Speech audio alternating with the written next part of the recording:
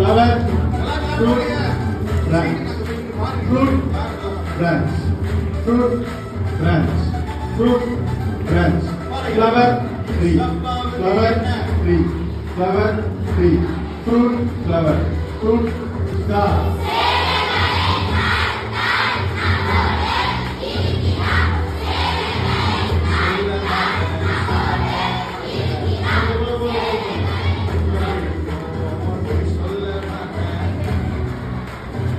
சரியா?